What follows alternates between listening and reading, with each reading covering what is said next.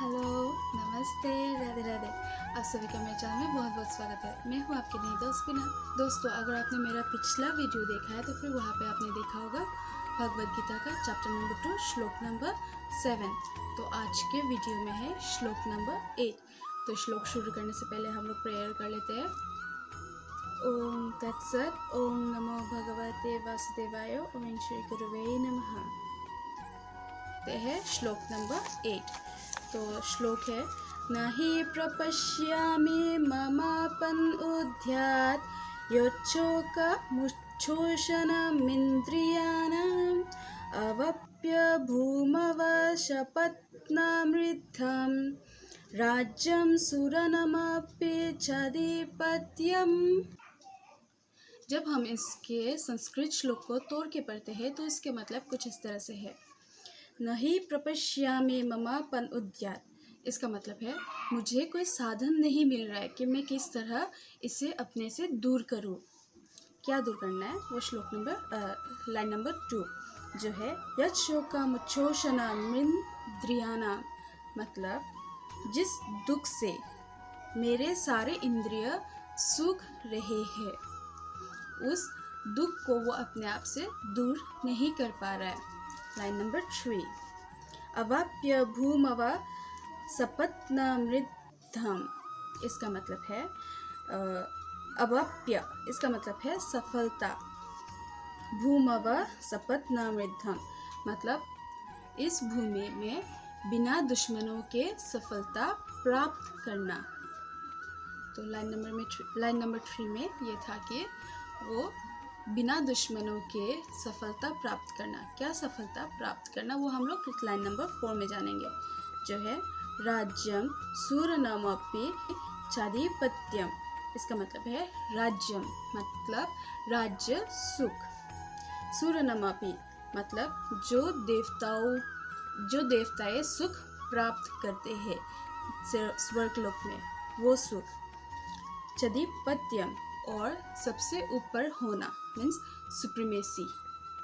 और जब हम लोग इस चारों श्लोक को हिंदी में ट्रांसलेट करके पढ़ते हैं तो फिर इसका हिंदी ट्रांसलेशन कुछ इस तरह से है, मुझे इस दुख को दूर करने का कोई साधन नहीं मिल रहा है जो मेरी इंद्रियों को सुखा रहा है।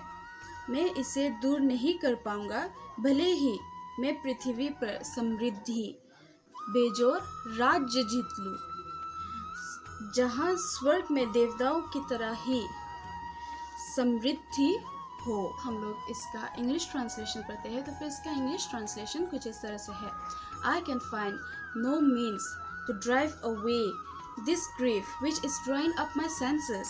I will not be able to dispel it even if I win prosperous unrivaled kingdom on earth with sovereignty life like the demigods of the heaven. तो यहाँ पिछले श्लोक नंबर 4 से वही अर्जुन अपनी दुविधा को भगवान श्री कृष्ण के सामने बोलता है कि मैं किस तरह से अपने दादाजी और अपने गुरु को मारूं, उनको मारने के बाद मुझे क्या सुख मिलेगा। अगर उनको मारने के बाद अगर मुझे कोई सुख मिलता भी है तो वो सारा व्यर्थ है, और मैं उनको मारने के अलावा मैं भिक्षा मांग के अपना जीवन ग्रहण करना पसंद करूँगा। और जिसे वो मार के जीना ही नहीं चाहता वो सारे इस युद्ध में उसके अगेंस्ट में आके युद्ध करने के लिए तैयार बैठे हैं।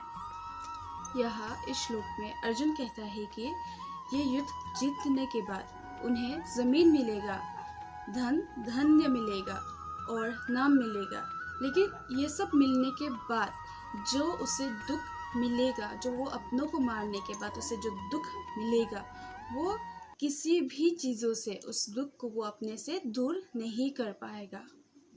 यहाँ जो स्टोरी के एक्चुअल में हम जब सीन को समझने की कोशिश करते हैं तो फिर वहाँ पे हम लोग इस बात को समझते हैं कि अर्जुन अब कई सारे सवाल कर रहा है, वो आर्ग्यूमेंट पे आर्ग्यूमेंट किए जा रहा है। भगवान श्री कृष्ण को ये कह रहा है कि वो भीष्म पितामह को कैसे मार सकता है, वो अपने गुरु को कैसे मार सकता है, और कई सारे एक के बाद एक वो अपनी बातें कहते गया।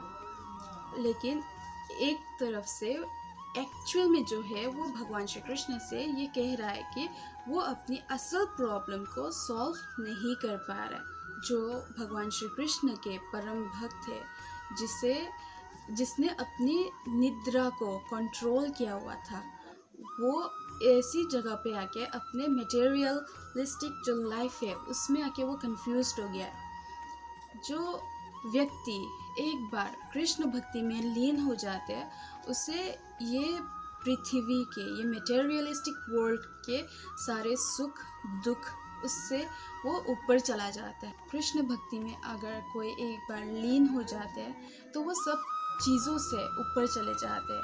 वो दुख सुख, अपना पराया, उन लोग के लिए कुछ भी नहीं होता है।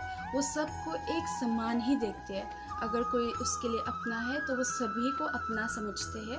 अगर उनके लिए कोई पराया नहीं होते हैं तो ये अर्जुन अपनी स्थिति का वर्णन करते हुए भगवान श्री कृष्ण से कहता है, एक तरफ से कह रहा है कि मुझे इस उलझन से, मुझे इस दुविधा से बाहर निकालो। और आज के लिए मेरा वीडियो यहीं पे ख़त्म हो जाता है। तो आप सभी को थैंक यू सो मच।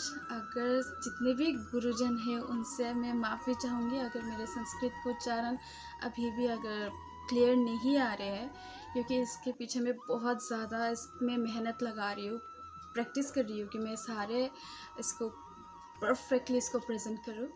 और आप सभी को thank you so much. Radhe Radhe. जय गीता जय गीता जय गीता।